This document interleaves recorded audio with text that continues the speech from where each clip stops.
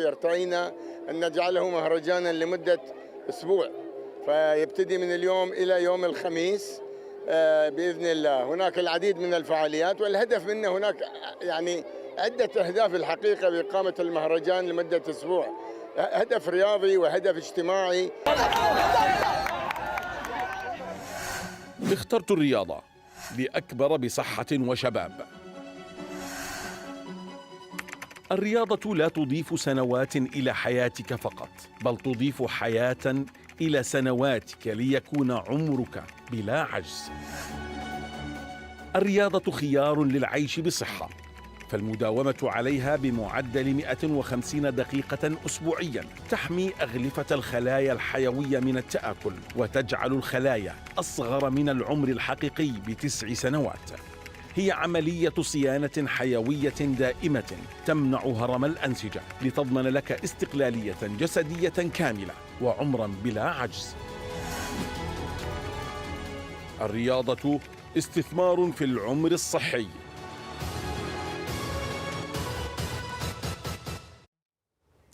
إلى مستجدات جائزة سمو الامير المفدى الكبرى للشوزن، وفي ابرز النتائج حققت رامية الادعم ريم الشرشني الميدالية البرونزية لمسابقة فردي سكيت. جاء ذلك بعد منافسة قوية مع المكسيكية غابرييلا رودريغيز التي توجت بالذهب، والامريكية جوليا نيلسون صاحبة الميدالية الفضية. في مجمع ميادين لوسيل قدمت الشرشني اداء قويا في الجولة النهائية، وجمعت 27 طبقا بفارق 4 أطباق عن صاحبة الذهبية. على الجانب الآخر فرض المصري عزمي محالبة سيطرته على منافسات الرجال، معززا الميدالية الذهبية ومتفوقا على الفرنسيين إريك ديلوناي وإدوارد بومايو. وفي فئة الشباب توج القبرصي أندرياس بونتيكيس بالمركز الأول، بينما حصدت الكازاخستانية إيفيلينا تشيك ذهبية الشابات.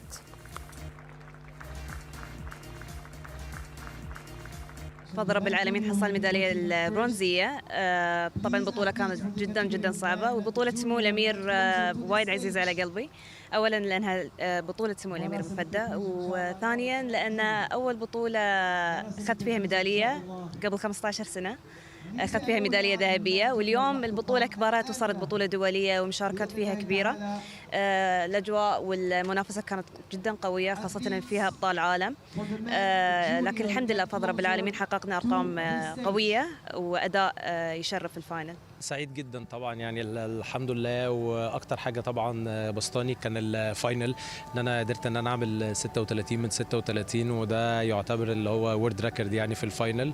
فالحمد لله سعيد جدا، بالذات كمان ان الاجواء ما كانتش سهله، كان بنضرب في الوقت ما بين الضلمه وما بين النور، وكان فاينل صعب، كان فيه ابطال كتير جدا. فالحمد لله سعيد جدا من ادائي طبعا.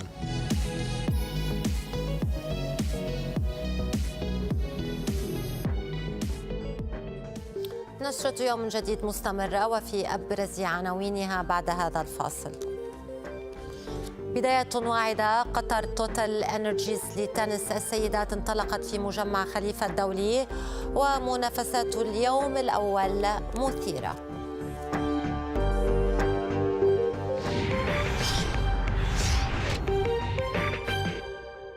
تنظم قنوات الكأس الرياضية وبالتعاون مع الاتحاد القطري للبادل وبادل أند مور 1969 البطولة الرمضانية للبادل أريد 2026 في نسختها الخامسة خلال الشهر المبارك. التسجيل مفتوح الآن لجميع الفئات عبر الرابط التالي paddle.alcas.net.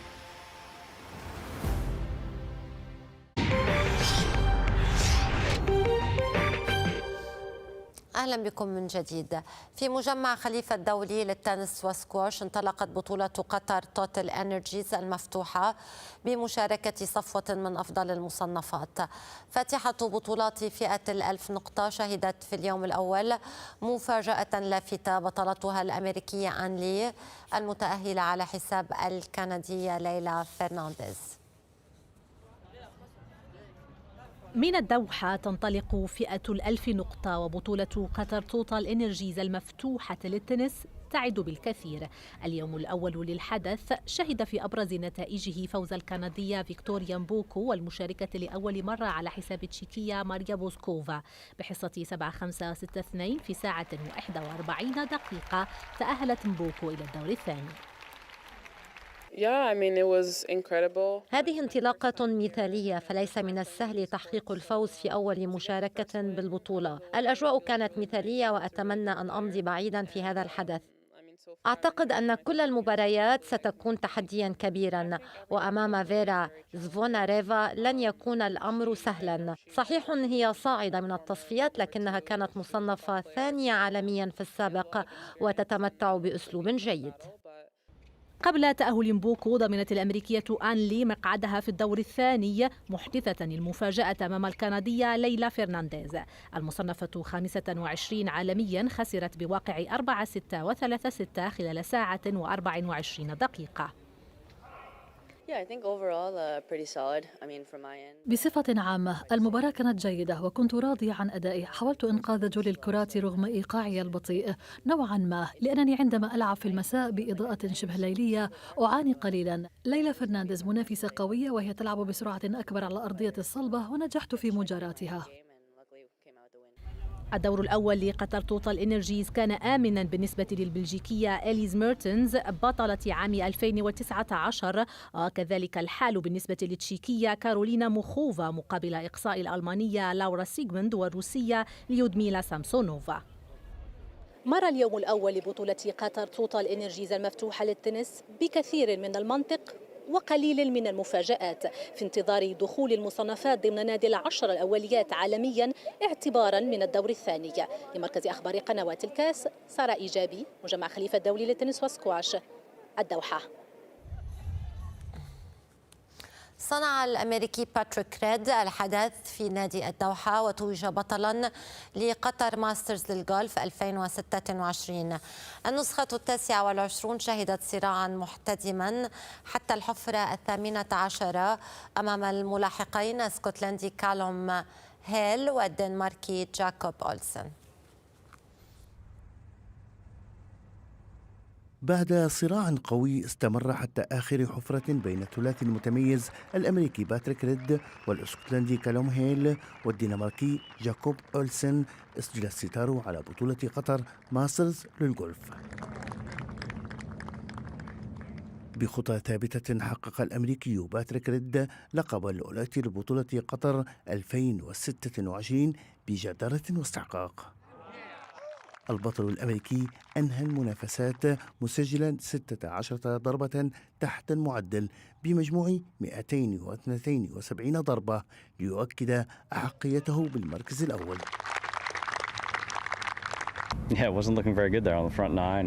لم تكن الأمور جيدة على الإطلاق في الحفر التسع الأولى. أن تفقد التقدم بهذه الطريقة ثم تقلب الموازين في النهاية كان شعورا رائعا، خاصة مع السلسلة التي أعيشها حاليا، فوزان ومركز ثان. الأمر مذهل، إنه شعور خاص جدا أن أكون هنا وأن أحقق فوزين في وقت مبكر من الموسم، وآمل أن يكون القادم أفضل وأكثر. منافسات مسك الختام أسفرت عن فوز الاسكتلندي كالوم هيل بالمركز الثاني بعد أن أنهى المنافسة ب14 ضربة تحت المعدل، بينما تراجع الدنماركي جاكوب أولسن إلى المركز الثالث مسجلا 13 ضربة تحت المعدل. البطولة على مدار 4 أيام كانت حافلة بالإثارة والتشويق التي عكست حجم التنافس الكبير بين نجوم اللعبة المصنفين عالميا، ولتواصل بريقها كأحد وأهم وأفضل البطولات لما تتمتع به من تنظيم احترافي عالي الجودة. لمركز أخبار قنوات الكاس، جمال الشيباني. بطموحات عالية يواصل منتخبنا الوطني للتايكوندو مشاركته في كأس العرب السادسة المقامة بإمارة الفجيرة. الأدعم يقدم كوكبة من المواهب الواعدة ويسعى في الأثناء لحصد مزيد من الميداليات.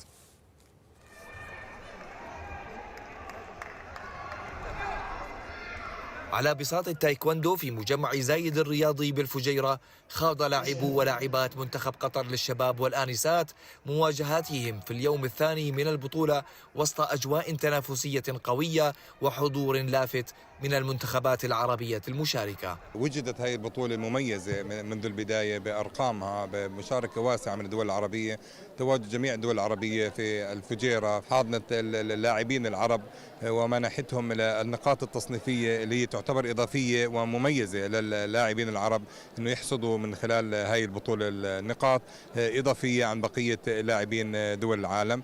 وقد واجه المنتخب القطري مستويات فنية عالية من خصوم يتمتعون بخبرة كبيرة، ما جعل المباريات تتسم بالندية والقوة، خاصة في الأدوار الإقصائية التي لم تترك مجالا للأخطاء. الحمد لله اليوم احنا متواجدين في بطولة كأس العرب، وكل الدول العربية متواجدة في تحت مظلة واحدة، ودولة قطر اليوم متواجدة في لجنة التحكيم وعلى بساط التايكوندو، ونأمل إن شاء الله نكون متواجدين دائما في المحافل الدولية. وأنا جدا سعيدة في مشاركة بطولة كأس العرب وفي بطولة الفجيرة، وأتمنى كل التوفيق حق فريقي. رغم المحاولات الجادة والأداء القتالي الذي أظهره لاعبو ولاعبات المنتخب، لم يتمكن المنتخب القطري من تحقيق نتائج إيجابية أو الصعود إلى منصات التتويج في منافسات اليوم الثاني، ليغادر المنافسات دون إحراز ميداليات في فئة الشباب والآنسات. البطولة دي من ضمن البطولات التحضيرية اللي من ضمن خطة الاتحاد، من ضمنها انتقال عناصر وصقلهم للاستحقاقات الجايه، سواء بطوله اسيا او بطوله العالم للشباب. فان شاء الله احنا عملنا اللي علينا، الشباب سووا اللي عليهم كويس، وطبعا هناخد المعطيات السلبيه وهنحاول نشتغل عليها في الفتره اللي جايه ان شاء الله. ويختتم منتخب قطر مشاركاته في منافسات اليوم الثاني من بطولة كأس العرب السادسة للتايكوندو في إمارة الفجيرة، على أمل الاستفادة من هذه التجربة المهمة والبناء عليها في الاستحقاقات المقبلة. لقنوات الكاس، أمجد الحساسنة، الفجيرة. تستعد الكرة القطرية عبر ثلاثي السد الغرافة والتحيل، تستعد للدفاع عن الحلم القريب من أجل بلوغ الدور ثمن النهائي لدوري أبطال آسيا للنخبة لكرة القدم. الجولة السابعة وقبل الأخيرة لمنطقة الغرب تفتح أبواب الإثارة بمواجهة قوية تضع فريق التحيل أمام حتمية الفوز على حساب الشارقة الإماراتي. يدخل المدافع عن الألوان القطرية هذا التحدي بعين على التعويض وأخرى على بطاقة العبور، واضعا خسارة الجولة الماضية أمام التراكتور الإيراني خلف ظهره، ومراهنا على شخصية البطل وحتمية الانتصار. على الجهة الأخرى يخوض الشارقة هذه الجولة بالرصيد ذاته والطموح في المركز الثامن متأخرا بفارق الأهداف عن التحيل، وهذه المعطيات تشعل الصراع على الطرفين.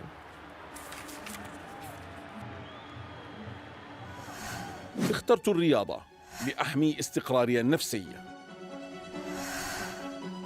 النشاط البدني هو الأداة الأسرع لخفض هرمون الكورتيزول المسبب للتوتر.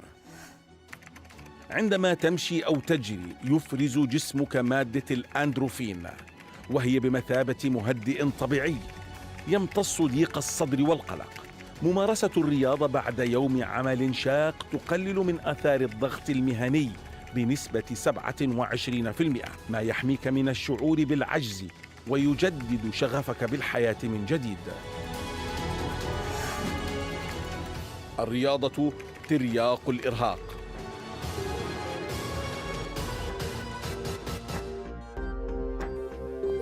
ختام هذه النشرة، شكرا على المتابعة، في أمان الله.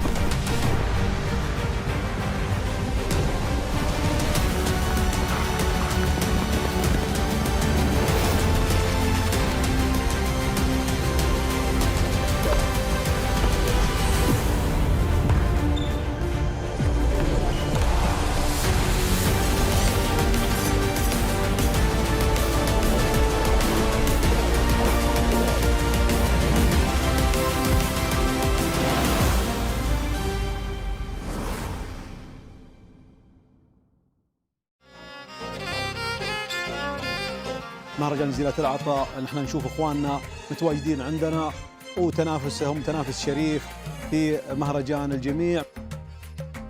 تجي وانت مرتاح نفسيا، ولو انك ماخذ العاشر انت مرتاح لان هذا مركزك. خلني انا اشتري، انا موقف صار لي سنتين اوقف ما عاد شري. اجتهدوا على المشترى واجتهدوا على الانتاج الطيب، ونقول الله يوفقهم جميعا ان شاء الله. ما في شك ان هالمهرجانات يا ابو عبد العزيز هي سبب هالنجاح اللي احنا نشوفه. الشبان الاولين يتمارون طال عمرك في الشده، يتمارون في الورد، يعني هو فاكهه المهرجان بشكل كامل.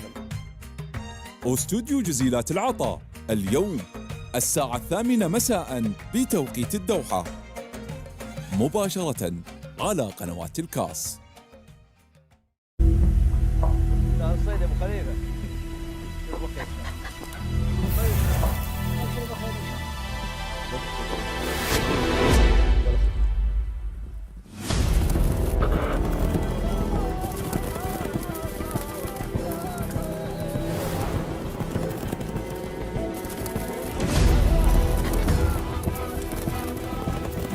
الجلاية اليوم الساعة 9 مساء بتوقيت الدوحة، مباشرة على قنوات الكاس.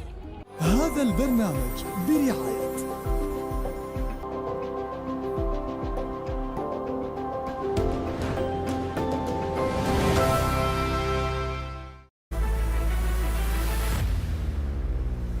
المباراة الرسمية اللي فيها مباراة النخبة الآسيوية وفيها الدوري تفرق عن المباريات اللي أنا بروح تحصيل حاصل.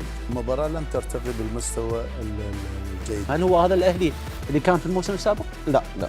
كأفضلية الوحدة في الاستحواذ. منطقة البناء مش فعالة بشكل ممتاز، لكن لو في جمهور بيختلف. بلعب بالحب بالقلب، بلعب لون. فعلا انا كلاعب لما العب عندي جمهور شو بسوي يعني؟ بس ياخذ راتب اللاعب يقصد في ملعبي. كلام احمد صحيح. المجلس دوري أبطال آسيا للنخبة اليوم الساعة 6:30 مساء بتوقيت الدوحة، مباشرة على قنوات الكاس المشفرة. المجلس برعاية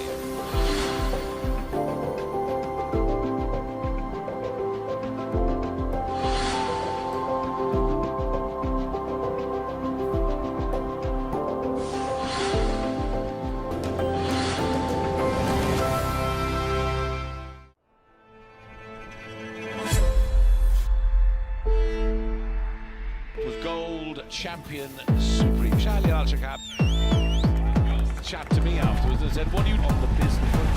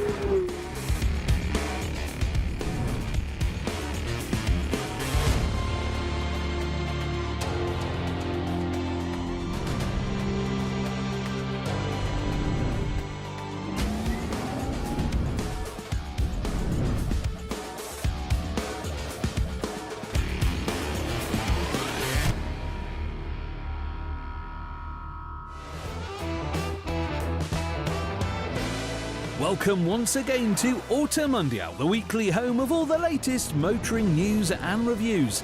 In a motorsport-themed episode this week, Alpine prepares the first full season for its A290 rally car. We've also got a pair of new Toyota Gazoo racing offerings, a race car and its road-legal counterpart that anyone can buy. Plus, the Suzuki Vitara returns as cute and as rugged as ever, but this time it's electric. That's all coming up. First though, the news.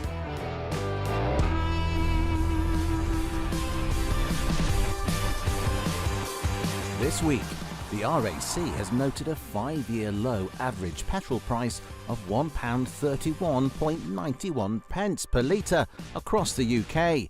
Elsewhere, reports suggest a deal between Chinese manufacturer Chery and JLR to use factory capacity to produce its models in the UK. Meanwhile, in the United States, Tesla has finally announced it is pulling the plug on the S and X, the first models it launched over a decade ago. But our top story is Google's plan to introduce self-driving Waymo taxis into the UK as early as September of this year. Thanks to the government's Automated Vehicles Act, fully self-driving cars are set to be allowed onto UK roads in the first half of 2026 as part of a pilot scheme. If these preliminary trials go well, it is understood that lawmakers will introduce a change allowing automated taxi services to run full-time across London and the rest of the UK from September. Waymo currently operates automated taxis across the US and Japan, but this deal would be the first of its kind in Europe, opening the door for other automated vehicle services. In 2026, the Renault Group's premium branch will officially enter a new era. This year, Alpine says adieu to the A110 and allô to an exclusively electric lineup. While the A390 will launch later this year, marking the manufacturer's first foray into the SUV market, its current established and long-lasting model will be the A290. A wider, bolder, faster, meaner take on the Renault 5, the Alpine A290 is a circa 200 brake horsepower front-driven hot hatch that weighs no more than 1.5 tons, signalling a return to the beefed-up family car format of some years ago. Instead of strapping its R5 on steroids with four-wheel drive and enough power to tow the moon, it copies other famous French hot hatches like the Renault Clio Sport and Peugeot 205 GTI, as more involved takes on more mundane motors. One thing that all sporty French models have in common is rallying success, so it only makes sense for the A290 to hit the specials.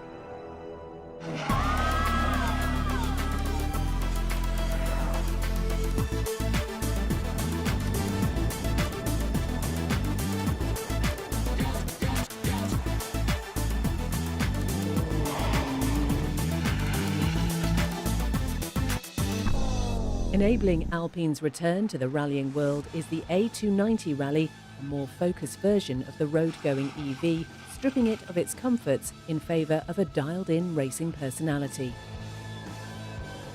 It's not just a prison cell for the fun of it, though. Everything about this car is intended to keep weight low. Much of the body is carbon fibre, and these EVO course wheels may look chunkier than the standard car's 19-inch alloys, but they're designed with rally in mind. 2026 sees the A290 complete its first full season in competition, running as its own single-make class across the 6-round French Rally Championship. Those competing will be fighting for a share of the $250,000 prize fund, and the overall winner will sign their very own Alpine racing deal for the 2027 season. Not a bad result from a year's worth of chucking a hot hatch around France.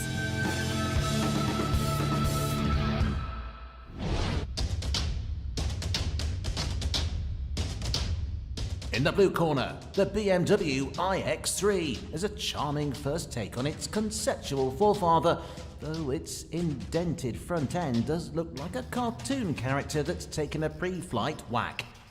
And in the red corner, the new Mercedes GLC is a blinged-out show-off, potentially prematurely celebrating victory with its illuminated grille and bright lights. Just after the Munich Motor Show, the two latest German SUVs went head-to-head with BMW coming out on top, mostly for its value for money. Oh, but what's that? In to avenge its fallen forefather, the all-new Mercedes GLB is here looking to reclaim the three-pointed stars crown in the mid-size SUV class. And unlike its beaten brethren, the GLB presents as an affordable entrant in-class prices starting from a little under £50,000 in the UK or $55,000 in the US. Well, when we say mid-size, the newly unveiled model's boxy looks do skew things a little, as it's actually a shorter model thanks to both the GLC and its rival, the BMW iX3. In fact, it sits somewhere in between the iX3 and smaller iX1, and yet somehow offers an optional third row of seats. That said, ticking the 7-seat option will drop your GLB from 540 to 480 litres of boot space. For context, the BMW iX3 gets 520 across the board as it's only available as a 5-seater, though space under the bonnet is meagre at just 58 litres to the GLB's 104. Every passenger on board the Beamer should sit comfortably, but with an extended wheelbase. The Mercedes somehow promises comfort for all 3 rows of seating. In our opinion, the BMW has the nicer cabin layout with less clutter given its more traditional screen layout. Sure, you can choose not to select the optional extra super screen in the Mercedes, but then you get a flat, bland dashboard. In either case, you get phone connectivity and more onboard tech than you could imagine, the two German SUVs offering much the same user experience. Under all the flashy bling, luxury and surprising space, the GLB makes the most of Mercedes' most recent battery improvements. 85 kilowatt-hour of usable capacity provides up to 392 miles of range, and the 800-volt architecture means fast chargers will add 162 miles worth of juice in 10 minutes. By comparison, the BMW gets a far larger 108 kilowatt-hour unit, good for over 500 miles on a charge almost twice as fast as that of the Merc, getting up to 220 miles of range in 10 minutes. Currently only available in top-spec form, the BMW's 469 brake horsepower does outdo both of the Mercedes 260 or 350 brake offerings, but a more important result of each model's power figure is that they'll both tow a homologated 2 tons. Overall then, the BMW's tech does come across as more impressive, but in the real world the GLB will perform just as well. In 5-seat form, it's more spacious inside, and all whilst costing a good £10,000 less in the UK and $5,000 less in the United States. If, like us, you fancy getting your hands on the GLB, orders open in a few weeks' time, with deliveries for both models commencing this summer.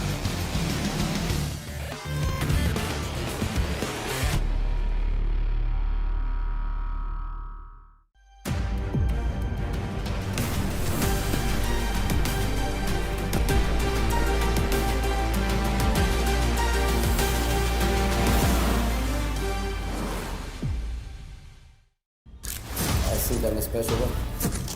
What? And the normal one. What happened here?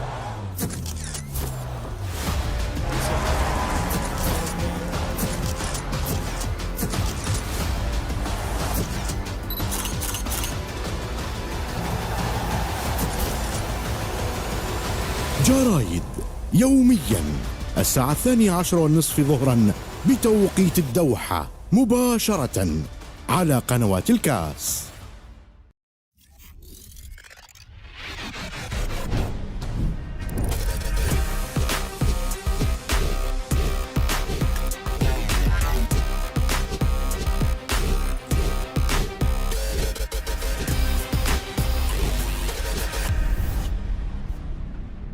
ثنتين ونص من الأحد إلى الخميس الساعة 2:30 ظهرا بتوقيت الدوحة مباشرة على قنوات الكاس. هذا البرنامج برعاية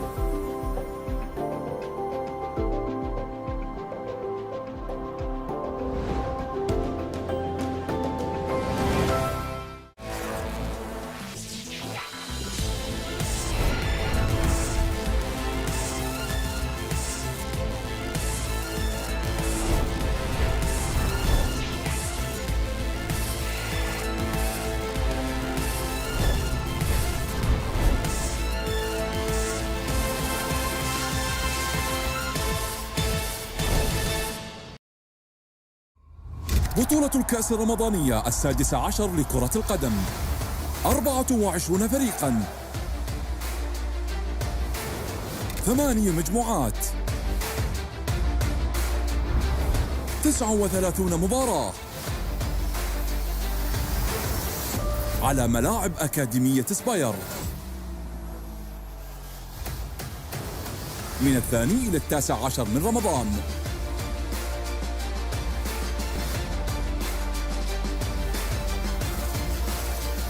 مباشرة على قنوات الكاس.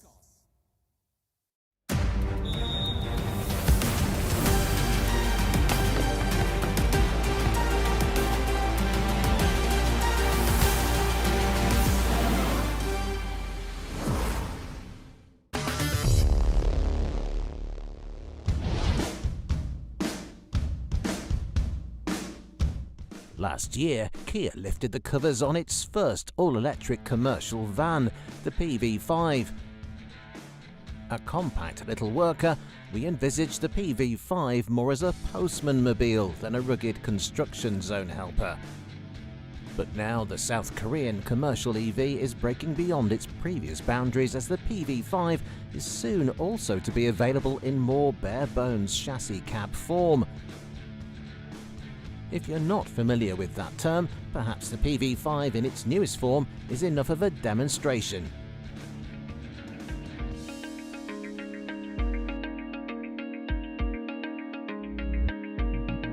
Essentially a PV5 van with all the rear-end bodywork removed, it simply ships with a two-person cab up front and a platform at the back, allowing businesses to tailor the vehicle to their specific needs.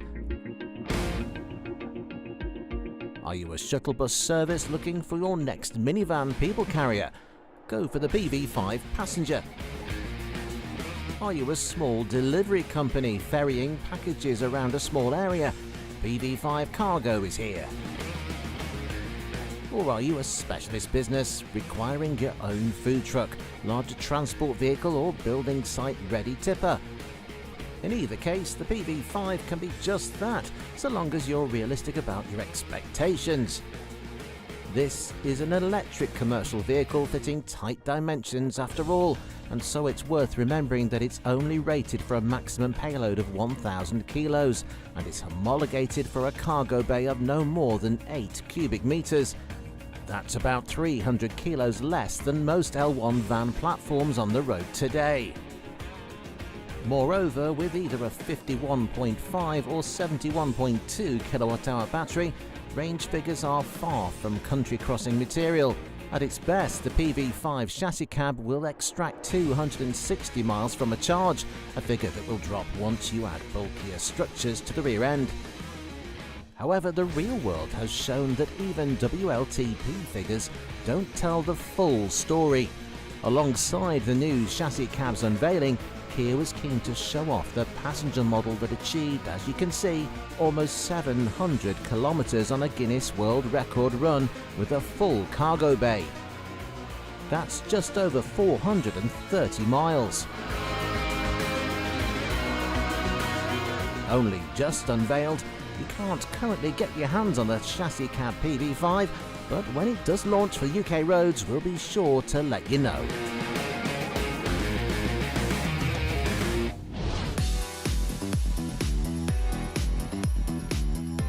When most people think of a Suzuki Vitara, this is likely what comes to mind.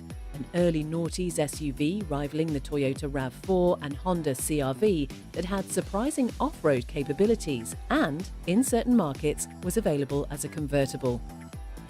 Sadly, more recent generations have moved away from off-road readiness and morphed into forgettable vanilla crossovers for the masses.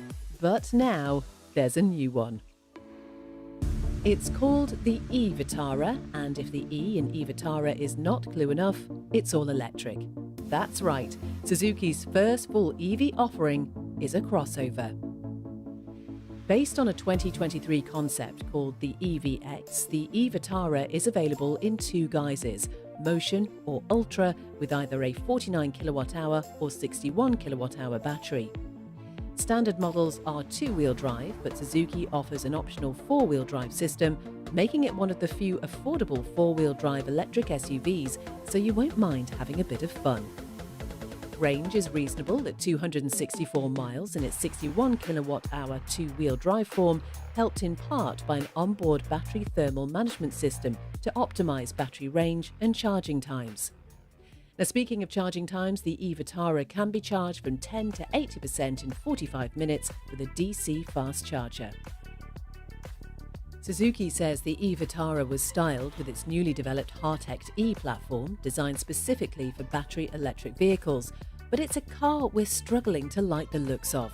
From its frowning face to its hunchback rear, the e-Vitara certainly isn't going to be winning any design contests. It also seems that Suzuki is looking to cut down on time in the paint booth, as half the car is plastered in plastic pieces on all four sides. Inside, things do thankfully get a little better. With a 10.1-inch display, floating centre console, unique D-shaped steering wheel and ambient lighting, it at least has some personality. Standard trim colours are grey, but tick the right boxes and you can opt for a tan fabric or synthetic leather interior colour scheme. One area that does let the side down though is boot space, which is a puny 244 litres, rising to just 562 with the rear seats folded down.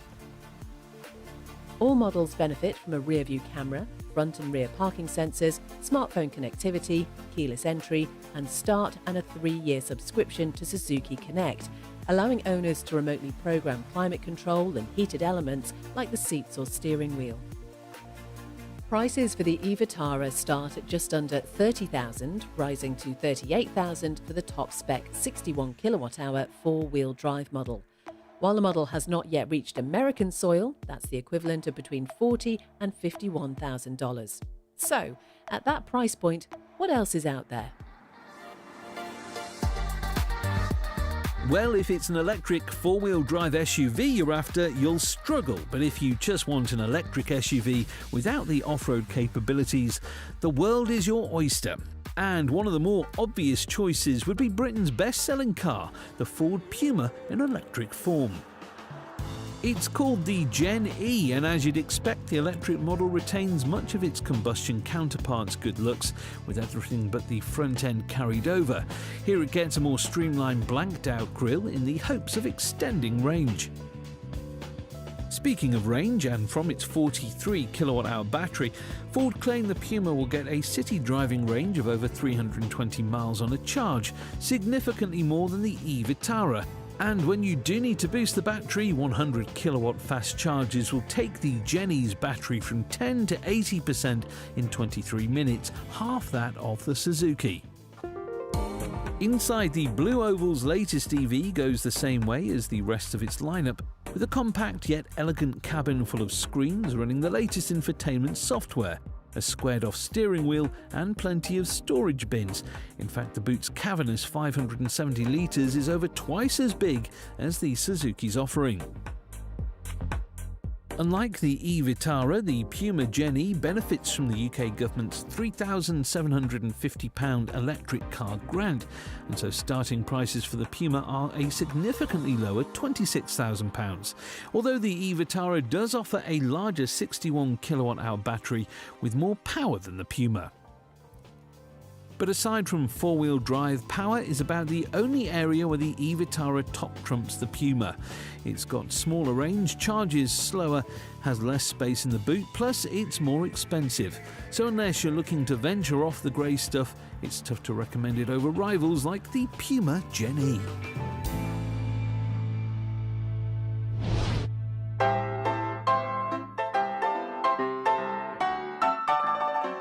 Since the early 1920s, motorsport's top-flight models have lived in tandem with road-going equivalents, developed from commercially available consumer models. To prove manufacturers were indeed sticking to said regulations, rule makers will ensure each racing entry came alongside its own road-going equivalent. This led to the homologation special, road-going cars derived from their competitive cousins in a bid to legitimise even the most absurd motorsport creations. One of the earliest examples is the Ferrari 250 GTO. Less than 40 examples were ever built, and it's now the most valuable collector car in the world. But today, homologation takes on a different meaning as road and racing have drastically parted ways, meaning limited production thoroughbreds no longer find their way onto the open road. Instead, racers take inspiration from existing road cars.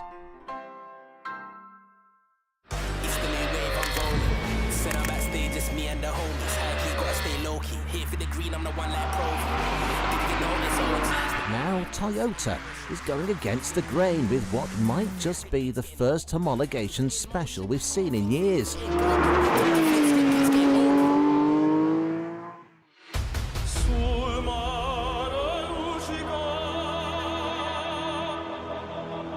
It's called the GR-GT, and to highlight its intent, the Japanese make also revealed the GR-GT3 at the same time.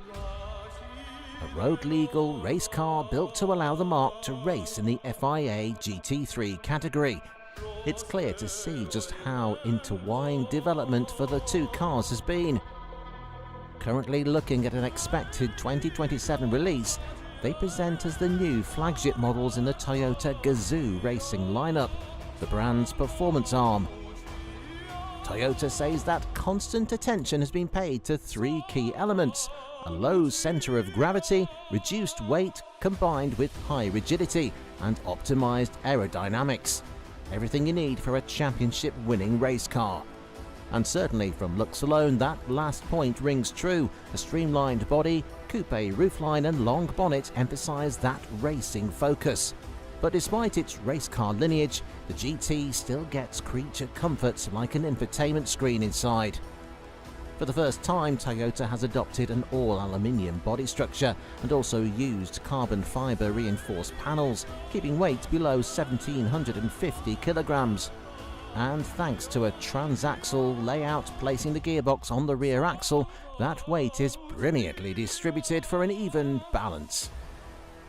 Under the bonnet, both models get a 4-litre twin-turbo V8, while in the GT this is coupled to an electric motor good for a combined 650 brake horsepower. New school tech, there is still an old school twist, as unlike many of its all-wheel drive rivals, the GR-GT is exclusively rear-wheel drive.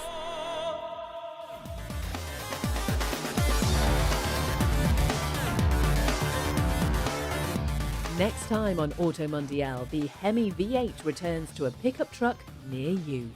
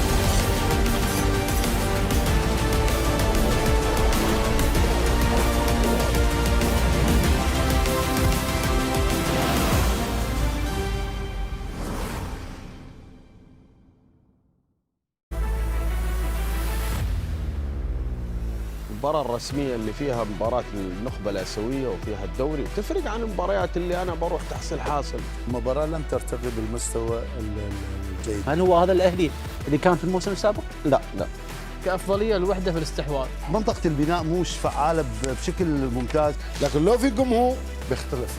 بلعب بالحب بالقلب، بلعب لهم. فعلا انا كلاعب لما العب عندي جمهور شو بسوي يعني؟ بس ياخذ راتب اللاعب يقصد الملعب. كلام احمد صحيح. المجلس دوري ابطال اسيا للنخبه اليوم الساعه 6:30 مساء بتوقيت الدوحه مباشره على قنوات الكاس المشفره. المجلس برعاية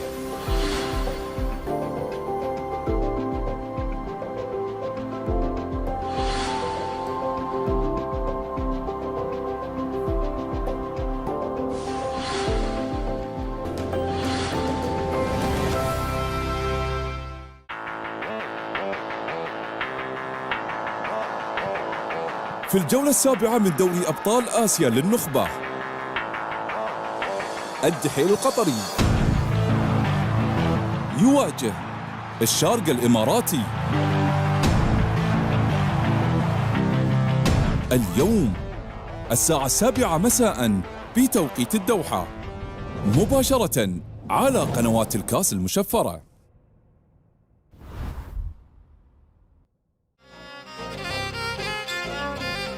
مهرجان جزيرة العطاء نحن نشوف اخواننا متواجدين عندنا، وتنافسهم تنافس شريف في مهرجان الجميع. تجي وانت مرتاح نفسيا، ولو انك ماخذ العاشر انت مرتاح ان هذا مركزك. خلني انا اشتري، انا موقف صار لي سنتين وقف ما عاد شري. اجتهدوا على المشترى واجتهدوا على الانتاج الطيب، ونقول الله يوفقهم جميعا ان شاء الله.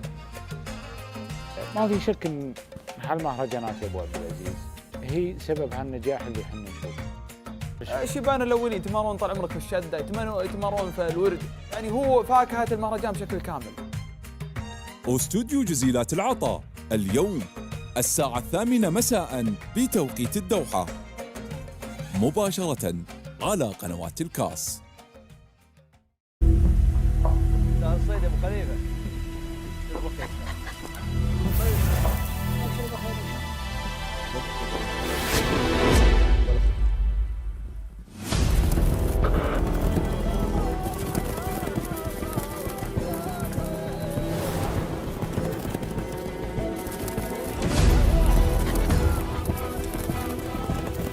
الجلاية اليوم الساعة 9 مساء بتوقيت الدوحة، مباشرة على قنوات الكاس.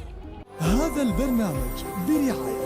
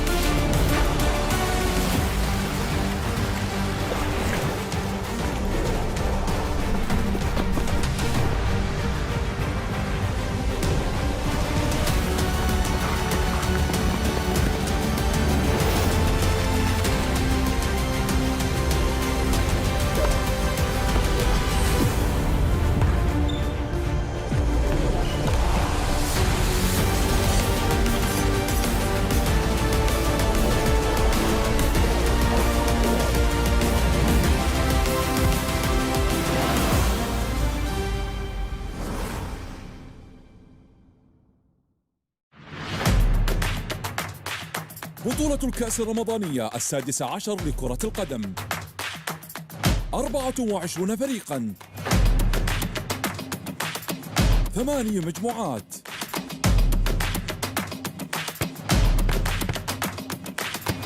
39 مباراة على ملاعب أكاديمية سباير.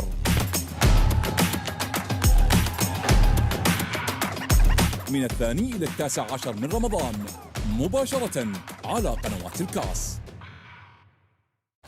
He's a rising star. Saar goes in and one throws it down. And Alex Saar is adding to France's big man depth.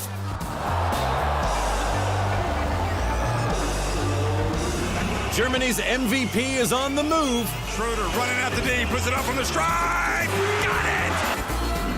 And thrilling comebacks in the BCL. Gavishes and the follow from Brown.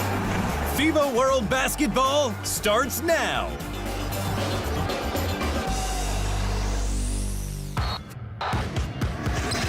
This atmosphere is as hot as it comes in international basketball. Great players make great plays. He is now in the game big time.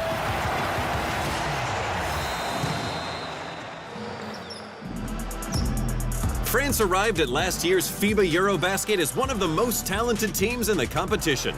Even without longtime national team greats Rudy Gobert and Evan Fournier, or rising star Victor Wembanyama, this was a deep team expected to go far. Outside, corner three.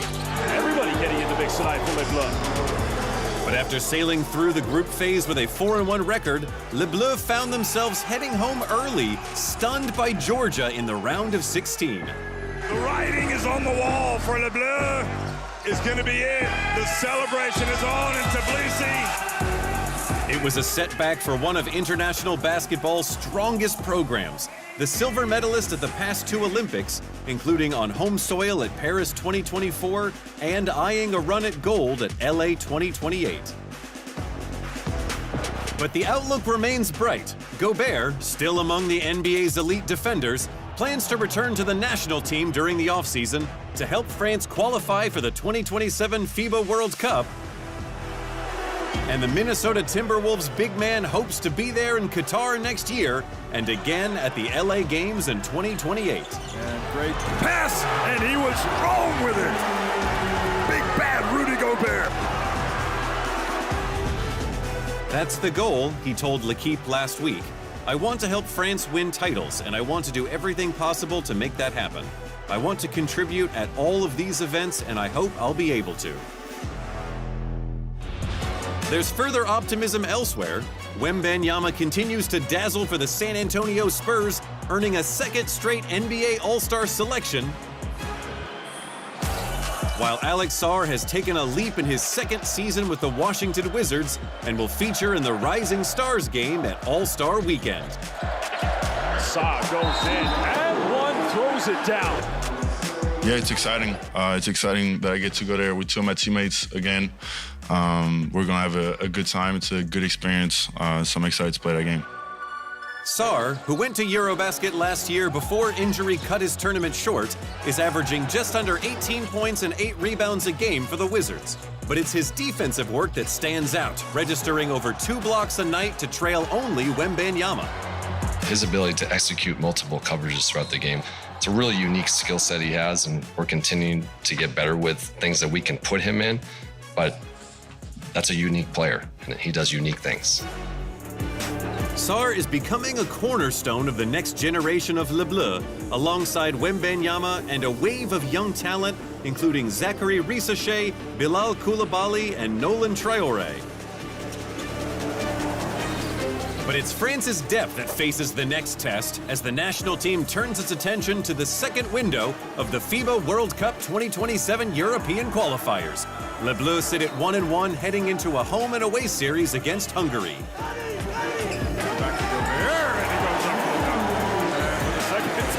In recent days, we have seen him sky. And a pair of victories would give France a platform for its NBA stars to build upon later in the year. Back to Crapelli, goes in. Goodbye. Au revoir. Get out of here. For all the latest on the road to the 2027 FIBA World Cup, head to FIBA.basketball.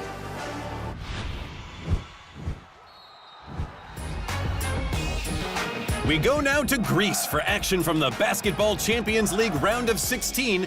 2018 champion AEK playing host to German squad Alba Berlin in Group J. And it was the visitors on top for much of this one, with Jack Kyle leading the way. Kyle gets it up over Gray.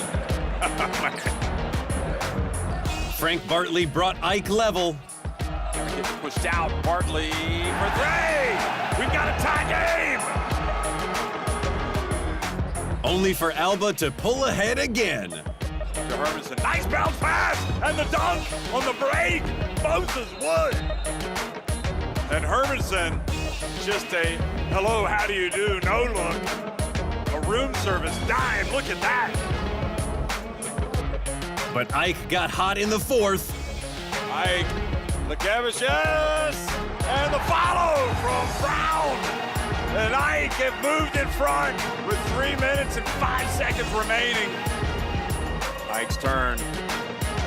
And the three-point shot is good from Harlan Popoulos. What a time to make one. Before completing the win late. Margin of victory, they get to Harlan Popoulos. Oh, and he hits a 3. That feels like a dagger. Bartley had a game-high 26 points and Raekwon Gray added 16 as AEK took it 88-80 Kyle with 20 and Moses Wood 17 for Alba. Ike improved to 2-0 to sit atop Group J, Alba falling back to 1-1, level with Tafis Borsa, which beat Karditsa. To Lithuania for a Group I clash between Rytas Vilnius and Turkish giant Galatasaray. And in a game of momentum swings, Jarek Harding was in good touch for Rytas. Oh my goodness, and Gillespie with the foul. Harding's in line for the three-point play. With Eric McCollum getting it done for the visitors. McCollum drifts in. Tough take from Eric McCollum. Ignas Sargunas put Rytas up by 12 early in the fourth. Sargunas from deep, yes! Ignas Sargunas joining in the fun. But Galatasaray responded. McCollum, what kind of shot was that? Little rudder. Bounce pass to White. And great defense. Meeks gets it up, and there he knocks it down. The X Factor in the first half comes back to life. McCollum giving the Turkish squad the lead. 3.5 remaining. Galatasaray gets the 3 attempt. And Eric McCollum makes it. Oh, that's a 3. Speedy Smith brought scores level. Speedy Smith now ties it, and how quickly things change. But he couldn't repeat the dose. Speedy's got to go. Puts it up from Dave. He misses. And we've got overtime. And in the extra period, it was Galatasaray making the big shots. Fabian White from deep, and he knocks down the 3. McCollum with 24 points and John Meeks 19 in an 89-85 win. For Rytas, Harding had a game-high 28 and Smith 18.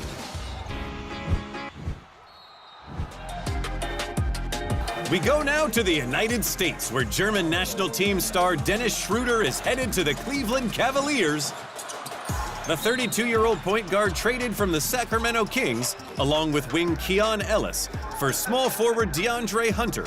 A versatile forward and career 37% shooter from deep, Hunter put up 14 points per game for the Cavs this season, while Schroeder was averaging 13 points and 5 assists after joining the Kings as a free agent in July. He split last season with Brooklyn, Golden State, and Detroit, and has also played with 6 other teams, his longest stretch coming with the Atlanta Hawks between 2013 and 2018. Schroeder has been one of Germany's greatest ever players, leading the team to its first ever FIBA World Cup title in 2023, before adding last year's FIBA Eurobasket as well, and earning tournament MVP on both occasions. In other deals made ahead of this week's trade deadline, Czech national team guard Vít Krejci was moved from the Atlanta Hawks to the Portland Trail Blazers, with Australian center Dwap Reith heading in the other direction.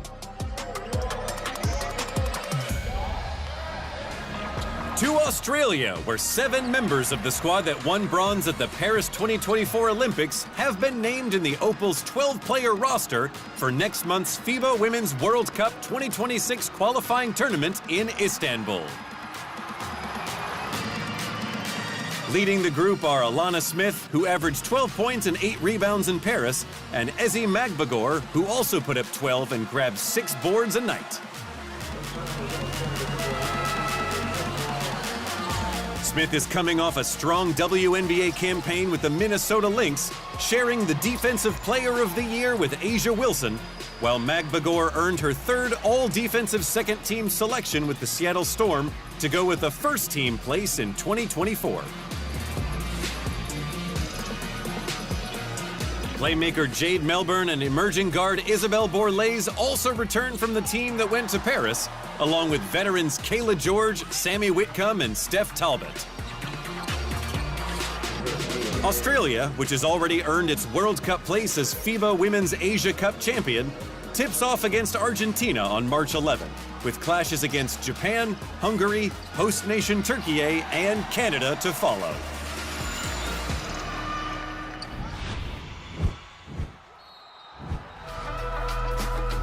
We return to the United States for action from the NBA. LeBron James and the Los Angeles Lakers on the road to the New York Knicks, with James filling the hoop in his 23rd season. LeBron. Give him too small. That's all he did, Ram. What? In a game that was close throughout, Luka Doncic also put on a show. Easiest basket he'll have all night. But OG Anunoby ended the third quarter in style. To have a much better feel for each other this year. Anunoby is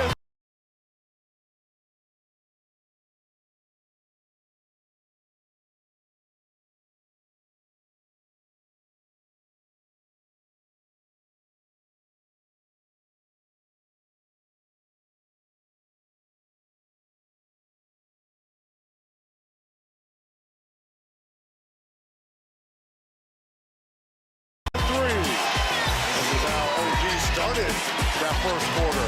As the Knicks closed it out down the stretch. Anunoby skies and slam. What a board, what a putback. Anunoby had 25 points and 8 rebounds, Landry Shamet 23 and Josh Hart 20, as New York took its 6th straight victory, 112-100. Doncic led the Lakers with 30 points, 15 rebounds, and 8 assists, and James added 22, 5, and 6. Elsewhere in the NBA, the Charlotte Hornets, looking to stretch their own winning streak to 6, hosted the San Antonio Spurs. Knipple with the athletic ability to get to the rim. And though it was tight early, things started to swing the Hornets' way in the second. Took his time. The Spurs battled back into it. Fox, pretty clutch. It's a 2-point game. And the Hornets have to call a timeout. But the home side was able to hold on. Diabate got a hand on it. Brandon Miller had 26 points and Colin Sexton was perfect from beyond the arc in his 21 as Charlotte won 111-106. For San Antonio, Dylan Harper top scored with 20 and Victor Wembanyama was held to 16, Stephon Castle also with 16. The Hornets' 6-game surge saw them open the week at 22-28, 1.5 games outside the last play-in spot. Detroit led the Eastern Conference at 36-12, with New York moving alongside Boston for second. Toronto and Cleveland were next, ahead of Philadelphia, Miami, and Orlando, with Chicago and Atlanta completing the top 10. Coming up, Aurela Garantes looks to take Puerto Rico back to the World Cup. Giantes on the baseline, tough move, counted and a foul.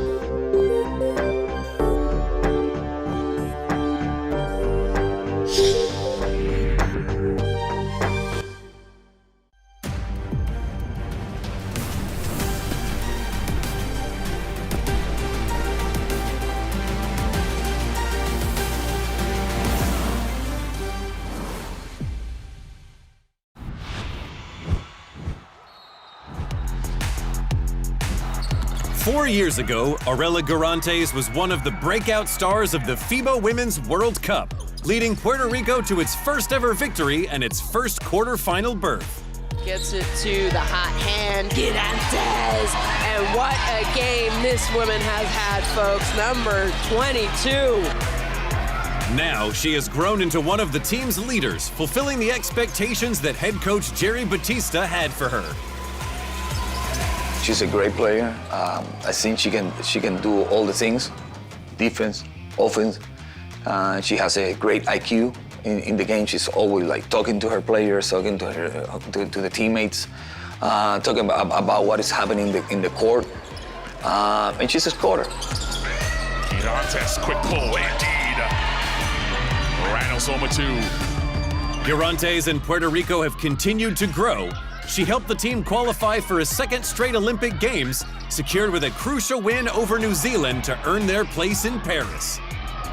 Girantes behind the back, driving on McGoldrick to Milo there. Oh, but it doesn't matter! That is clutch from Arayla Girantes! That's why she is known to be a superstar of that team, the go-to player out there. It's a blessing, honestly. Whenever we put this jersey on, I just take so much pride representing the country of Puerto Rico and just serving all these hardworking women around me. They come to play. Girantes pulls up, knocks it down!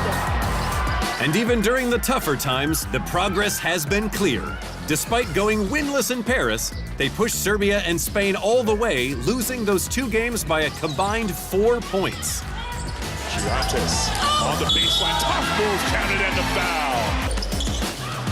And though they missed the semifinals at last year's FIBA Women's AmeriCup for the first time in a decade, edged out by Argentina, there were strong performances from Girantes and Maya Hollingshed, while Trinity San Antonio continued her progression from promising youngster to reliable contributor. Step, reaching another Women's World Cup. And this time they'll be trying to do it on their home floor, hosting one of the qualifying tournaments in San Juan.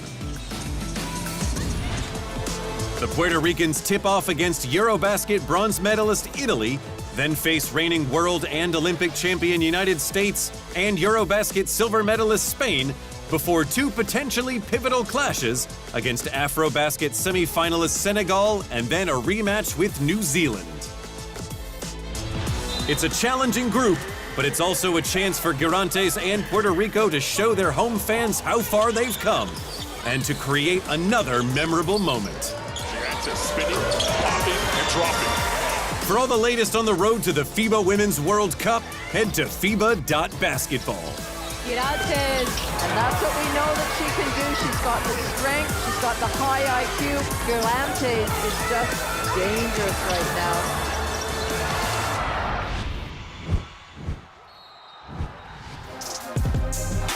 We go now to Spain for action from the Liga Endesa. Barcelona on the road to face UCAM Murcia in a battle of 2 top 8 teams. Que bien ha visto la Provítola Norris. La conexión para que castigue el aro Miles Norris. And Barca was on top early, leading by as many as 16 during the first quarter.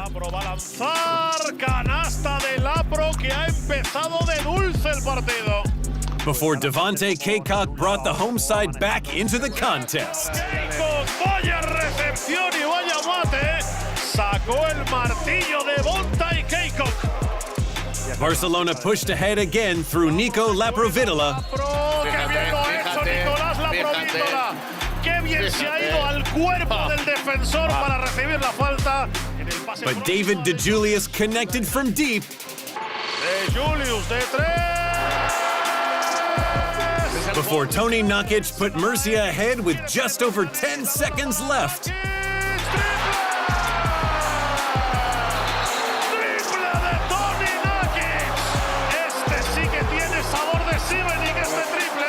And Barcelona couldn't find the winner, the home side completing the comeback.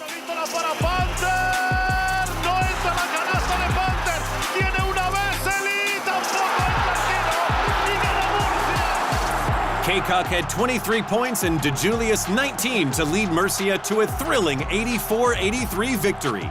Laprovitola with 15 and 9 assists for Barcelona.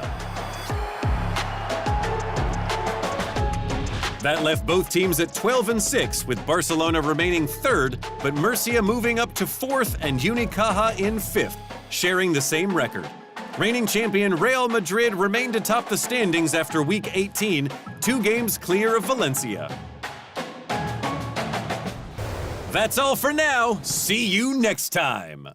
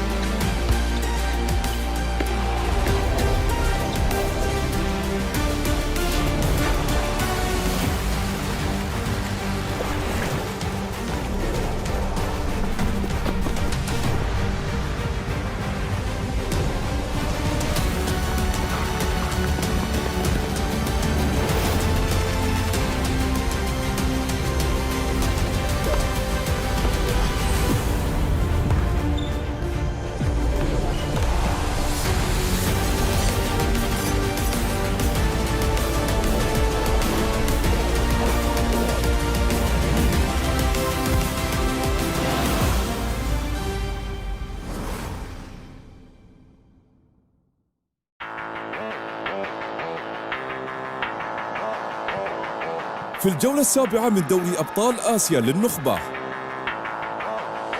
الدحيل القطري يواجه الشارقة الإماراتي. اليوم الساعة 7 مساء بتوقيت الدوحة، مباشرة على قنوات الكاس المشفرة.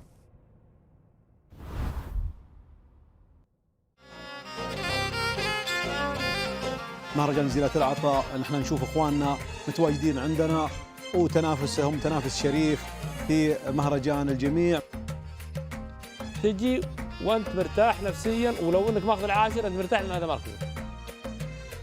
خلني انا اشتري، انا موقف صار لي 2 اوقف ما عاد شري. اجتهدوا على المشترى واجتهدوا على الانتاج الطيب، ونقول الله يوفقهم جميعا ان شاء الله. ما في شك ان هالمهرجانات يا ابو عبد العزيز هي سبب هالنجاح اللي احنا نشوفه. الشبان الاولين يتمرون طال عمرك في الشده، يتمرون في الورد، يعني هو فاكهه المهرجان بشكل كامل. واستوديو جزيرة العطاء اليوم الساعة 8 مساء بتوقيت الدوحة، مباشرة على قنوات الكاس.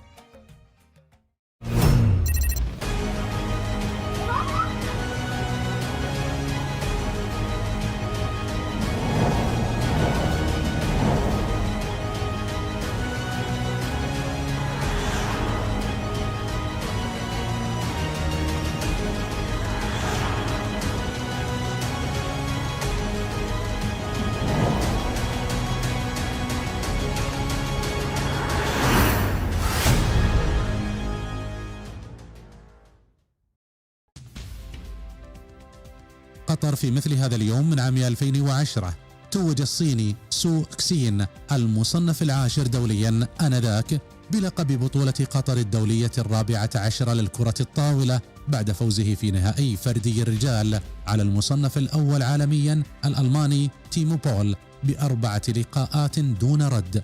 أما في مباراة زوج السيدات التي كانت أول نهائي لبطولة قطر الدولية وفاز الزوجي الصيني باللقب. قطر في مثل هذا اليوم من عام 2012 أحرز منتخبنا القطري لكرة اليد المركز الثاني في البطولة الآسيوية 15 لكرة اليد بخسارته أمام المنتخب الكوري الجنوبي بفارق هدف واحد ب23 هدفا مقابل 22 في المباراة النهائية التي أقيمت في جدة.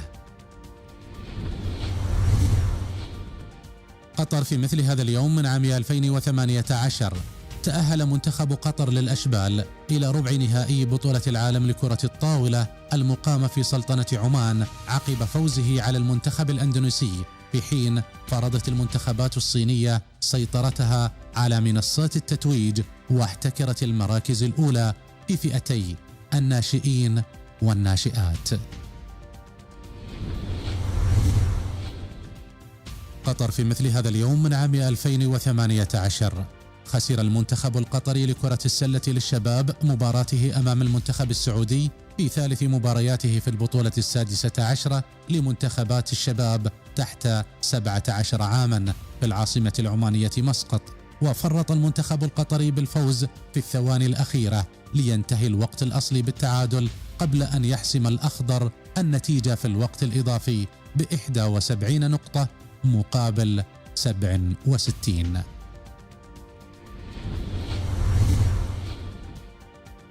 قطر في مثل هذا اليوم من عام 2020 أكدت الطائرة القطرية علو كعبها بتتويج فريق الشرطة بطلا للنسخة 7 بعد 30 للأندية الخليجية الأبطال لأول مرة في تاريخه.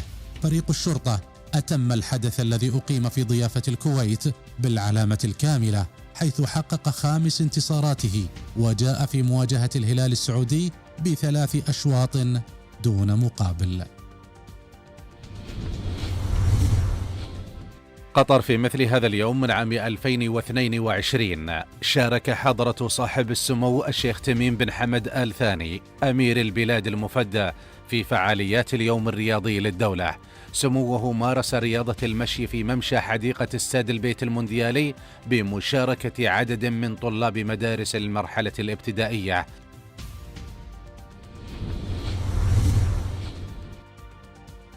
قطر في مثل هذا اليوم من عام 2022 وضمن فعاليات اليوم الرياضي للدولة دشن برنامج الجيل المبهر التابع للجنة العليا للمشاريع والإرث نادي الجيل المبهر المجتمعي بملاعب التدريب في مدينة لوسيل بمشاركة نجم الكرة الإنجليزية ديفيد بيكهام، ويوفر النادي أنشطة رياضية وتعليمية للشباب.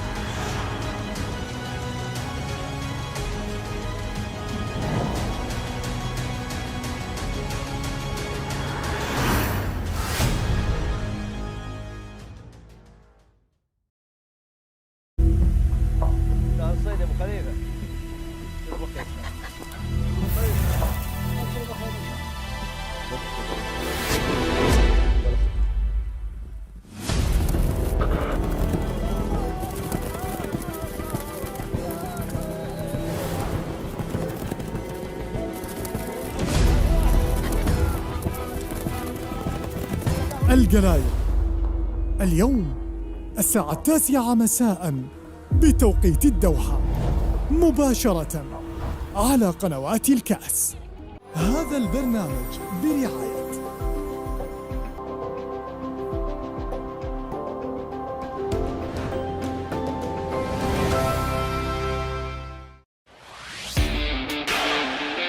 في الجولة السابعة من دوري أبطال آسيا للنخبة تراكتور إيراني يواجه السد القطري غدا الساعة 7 مساء بتوقيت الدوحة مباشرة على قنوات الكاس المشفرة.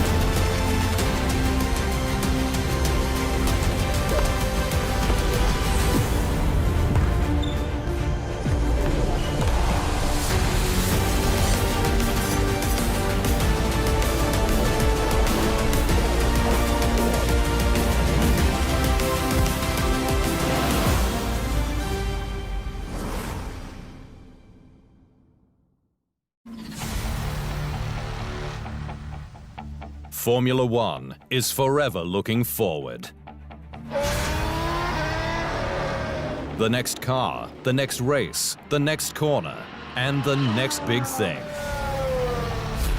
And each year, rookie drivers enter the sport looking to make their mark, all desperate to play down expectations ahead of their debut. My main focus at the moment is just trying to prepare as best as I can for the season. Then we'll see.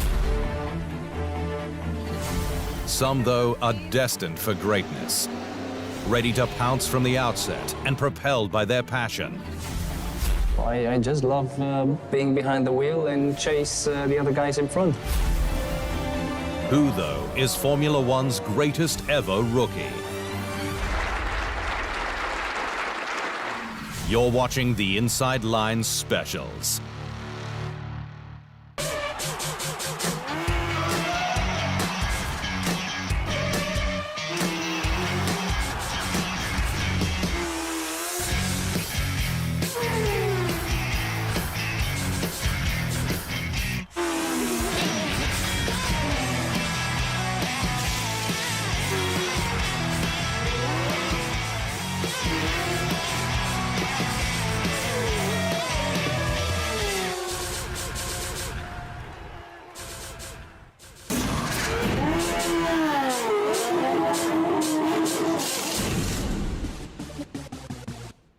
Formula One is the toughest arena in all of motorsport. It's incredibly tough to get onto the grid, and it's even tougher to stay there when you're racing against the best drivers in the world. Of course, just getting the seat is a joyous moment. I'm excited. I mean, it was always I always dreamt of being a Formula One driver, so the fact that that is turning into reality is obviously very special. But for the driver, there's no time to reflect beyond that, with the need to make an immediate impression on your team and the sport.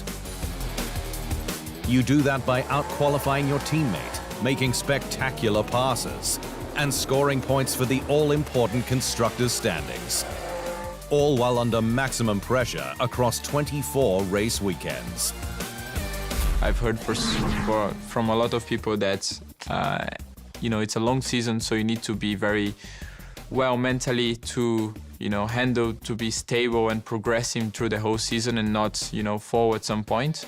So I think it's very important to keep your mind cool and just keep learning, keep progressing. I think that's the main thing in F1 with a long season like that. Stay cool and deliver, and you're on course for a contract extension. Or better yet, a seat at a more competitive team. Repeat the feat again and again, and you could end up a multiple world champion, doing things you never thought possible. Look, I've been doing this a long time, but I love what I do with more than anything, and I love this team. I really, really, really love this team. I love the fans that we have, and to be able to do this, to still be able to do this, is such a privilege for me to be able to continue to do what I feel like I was born to do in my life. From zero to hero, it's all up to the rookie to make their dreams come true, for the next big thing to prove their potential on the world stage. Or be out and move on to a lower tiered series like IndyCar, Formula E, or the World Endurance Championship. That's the challenge of F1. There are no excuses for underperformance. Regardless of who you're racing against, in year 1 or year 10, whether it's another rookie, an established name, a race winner, or a world champion, your reputation is on the line with every corner and every race. That means there is no escape from the pressure to deliver lap after lap in the baking heat of Bahrain or at a sodden Silverstone. Thrive on that, and you're on your way to proving yourself a standout.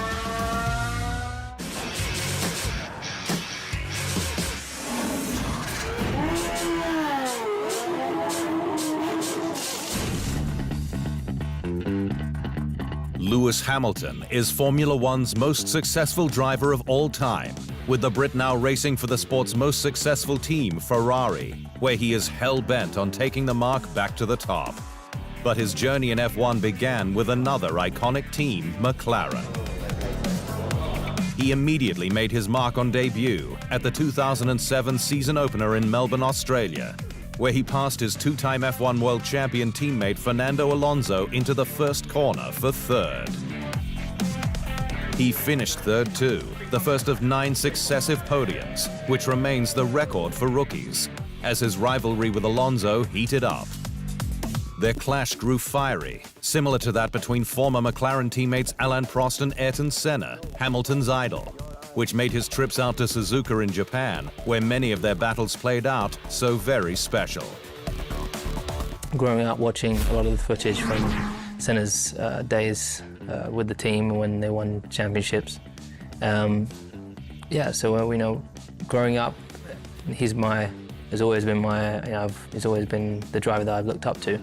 So to be entering into the last corner knowing that the championship decider was decided here, and Prost crashed into him one time there, and then into turn 1, Senna took Prost out one time. Hamilton took 4 wins that year, including Japan, and was in contention for the title until the penultimate race in China, where he beached his car in the pit entry gravel trap late in a wet race, ruling him out. He came back in 2008 for another 5 victories, including at Silverstone, where he won by more than 1 minute and 8 seconds in wet conditions. It's still considered to be his finest race. but he had bigger aspirations. The World Championship is the one I want to win. And he took to it in the most incredible way at the last corner on the final lap of the last race in Brazil, passing Toyota's Timo Glock for the 5th place he needed. It was a euphoric moment. Since then, especially during his extended hot streak at Mercedes in F1's turbo hybrid era, Hamilton's haul increased to a record 105 wins, 104 pole positions, and became the first driver to break 5,000 points. And the Brit is hoping to keep the good times rolling at Maranello.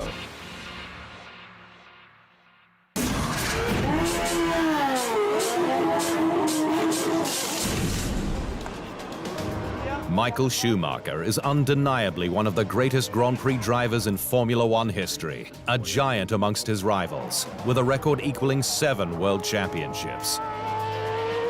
Across more than 2 decades in the sport, the German was a formidable, cerebral combatant, whose unquenchable thirst for dominant success in F1 sometimes went beyond acceptable limits. On track, Schumacher was spectacular, and so was his debut. 11 races into the 1991 season at Belgium's legendary Spa-Francorchamps circuit, just 1 hour away from his German hometown, Kerpen. Despite replacing Bertrand Gachot mid-season at then startup F1 squad Jordan and having never previously raced at Spa, Schumacher qualified an impressive 7th. The German retired from the race on lap 1 with a gearbox issue, but he had arrived, and everyone knew it, including Gachot, who had been put behind bars ahead of that 1991 Belgian Grand Prix for attacking a London taxi driver. And the Frenchman told F1's official podcast Beyond the Grid it was actually a prison warden who broke the news to him of Schumi's debut.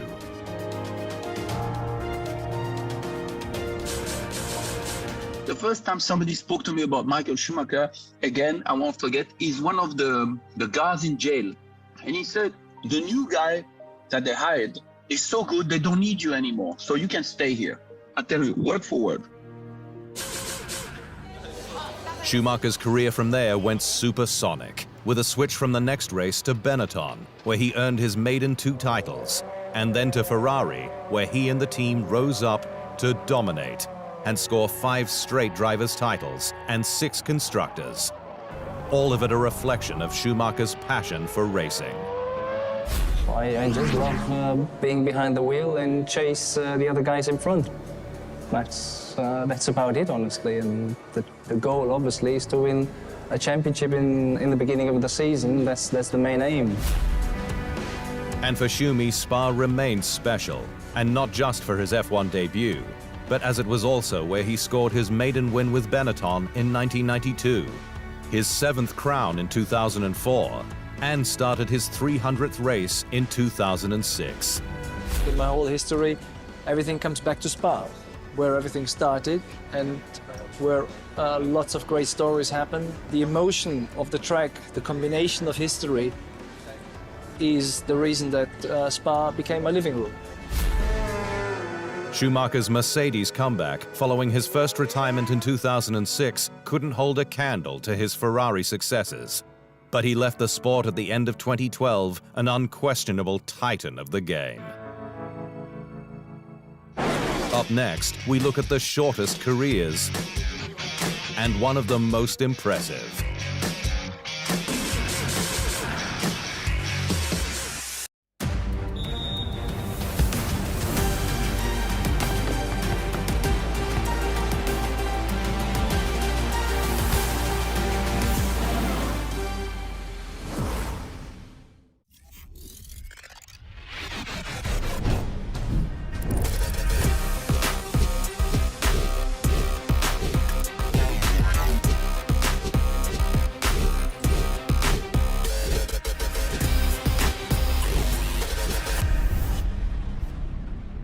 ثنتين ونص من الأحد إلى الخميس 2:30 ظهرا بتوقيت الدوحة مباشرة على قنوات الكاس. هذا البرنامج برعاية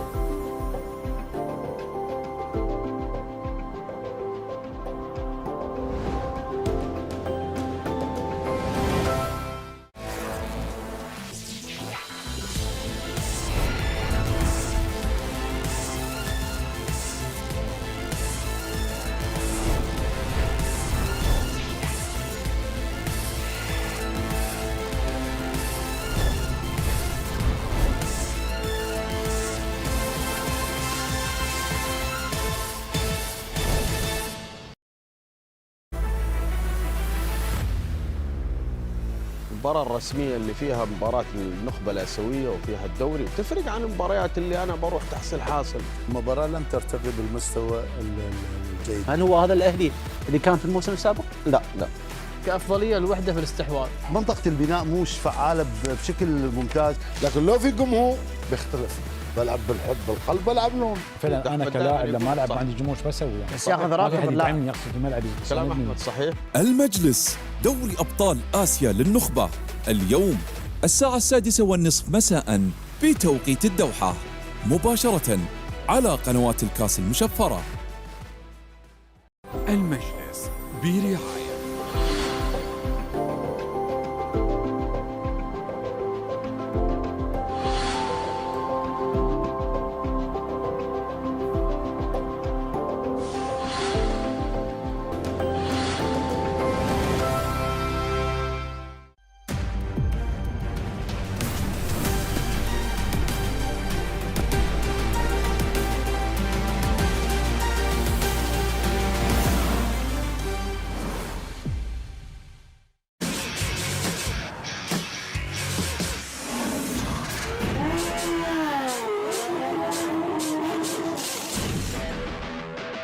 Formula One is the pinnacle of motorsport, with expectations to match, so a driver's career can be cut seriously short if results are not up to scratch.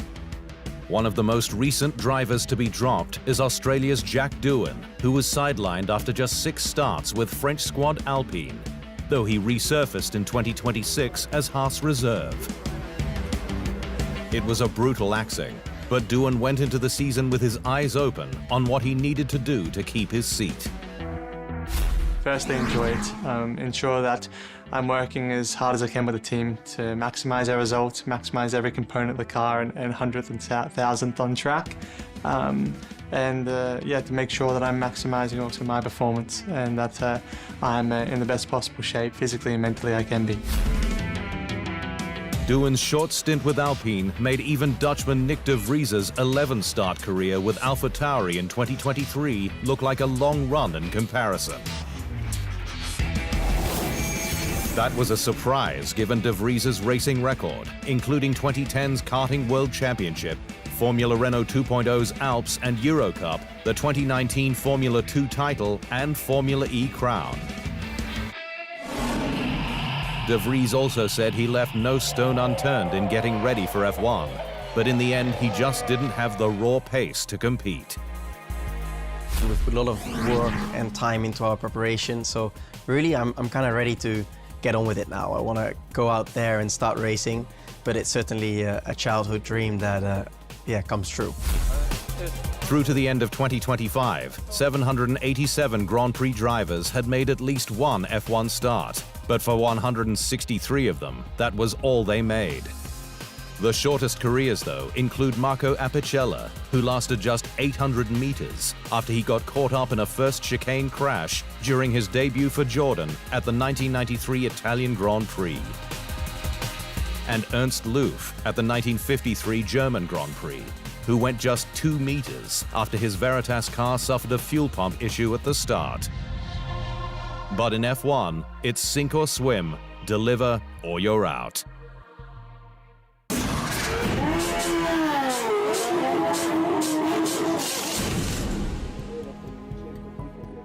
A legendary Formula One driver who melded heart, mind, body and spirit in the relentless pursuit of perfection, Brazil's late great Ayrton Senna is a titan in the pantheon of Grand Prix greats.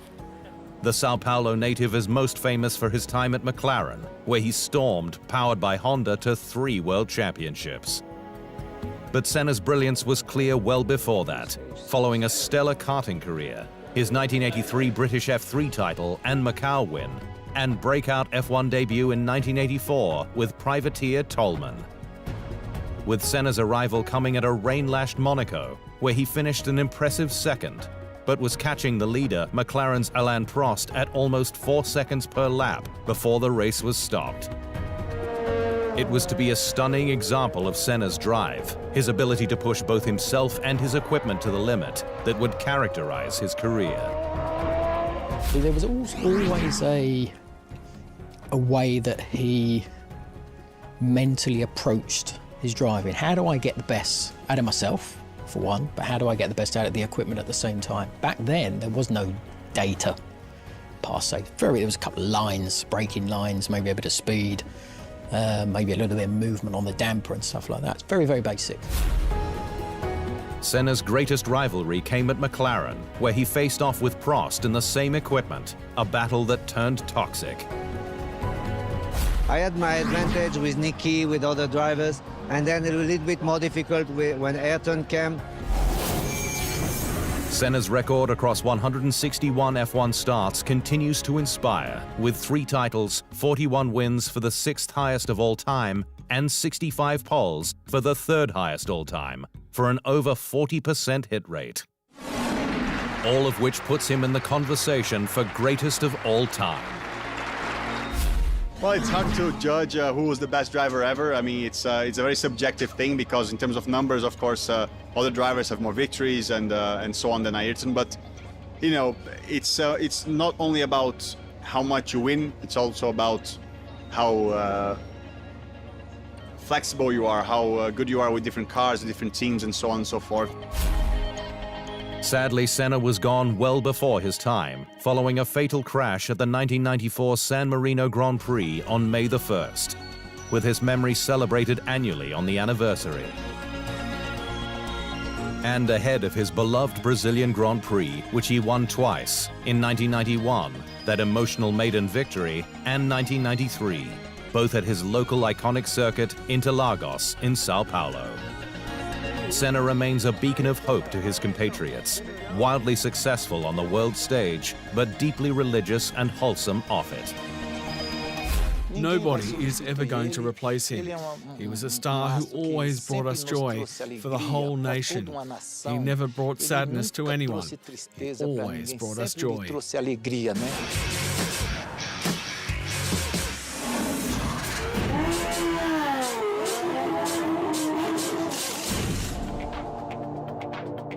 Mercedes protege Andrea Kimi Antonelli goes into his sophomore season of F1 in 2026 with confidence, following a breakout debut campaign that netted 3 podiums and 3 fastest laps.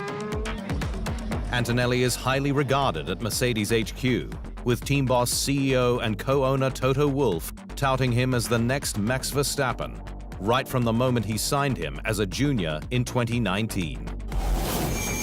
Given his string of success in the junior categories, from back-to-back European karting championships to his title wins in German ADAC F4, Italian F4, and Formula Regional, Middle East and European, where his first win was earned in difficult circumstances at Belgium's legendary Spa-Francorchamps circuit, in the same race that claimed the life of young Dutch driver Delano van Toff. I want also to dedicate this championship to Delano, who luckily passed away in Spa. And I think since then we are racing for him, and this championship is also for him. Antonelli jumped straight into feeder series F2.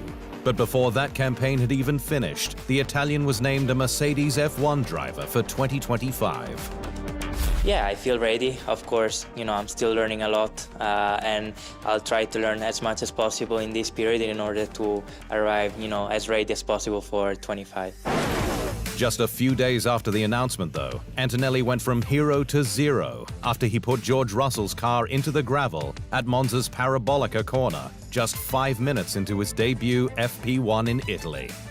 Toto Wolff, though, said that was all part of the learning curve. You know, he's got to learn. He's going to make the odd mistakes. We will see some highlights. We will see some more difficult moments.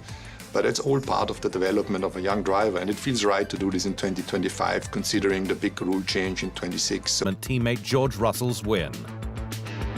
He was able to, like you said, to start very well, and then to defend in the first 2 corners to Piastri and actually gain position.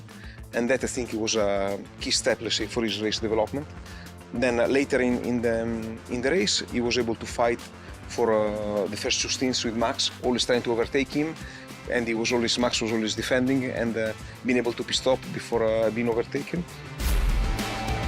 An upgrade for Zandvoort and mental reset post-Monza were the turning points, and he made the top 10 at 7 of the last 9 races, including 2 podiums in Brazil and Las Vegas. Meaning there's more to come for Antonelli in 2026.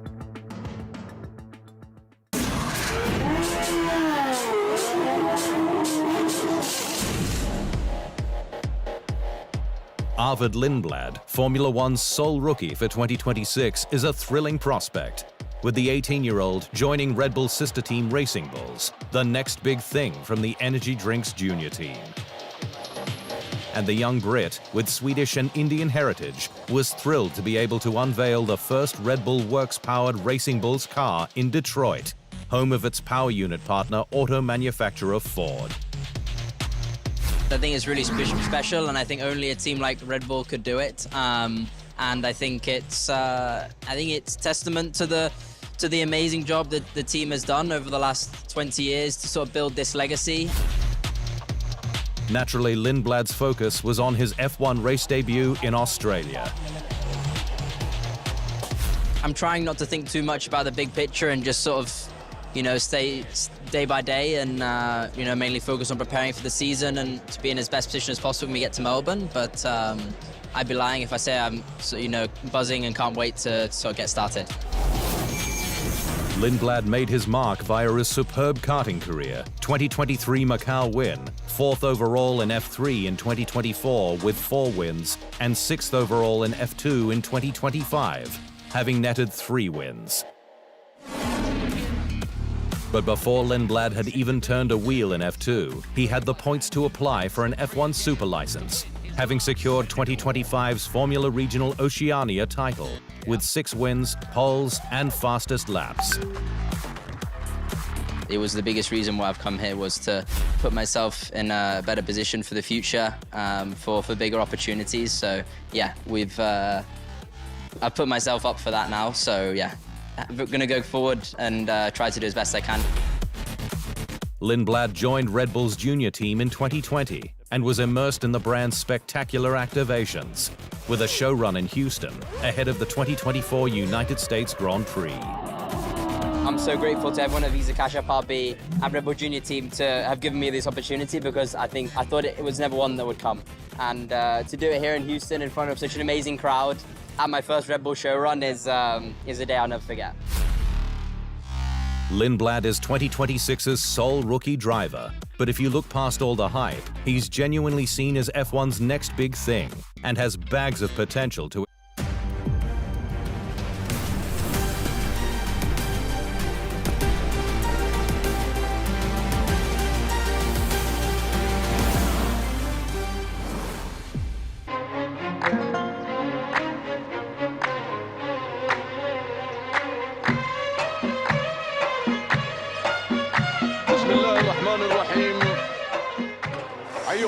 المتابعون مشاهدينا الكرام في كل مكان، سلام الله عليكم ورحمته تعالى وبركاته، وأسعد الله صباحكم جميعا بكل خير.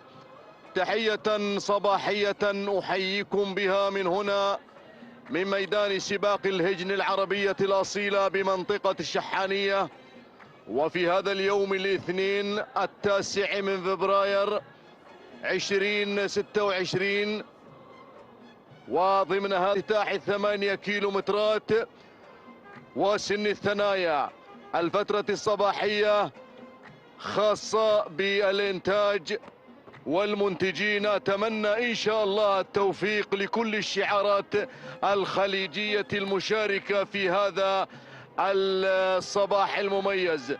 ننطلق على بركة الله مع هذه الأسماء ومع هذه الشعارات، معلنين حضور أول الأشواط الرئيسية في هذا اليوم، والشوط الأول الرئيسي الخاص بالإبكار، الثنايا الإنتاج، ومجموعة قرابة 40 اسما وشعارا وبطلا مشاركا في أول الأشواط الرئيسية.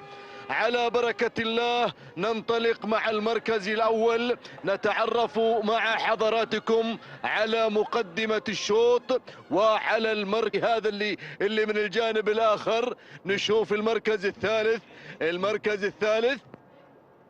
المركز الثالث هنا الوارية لمحمد بن سيف بن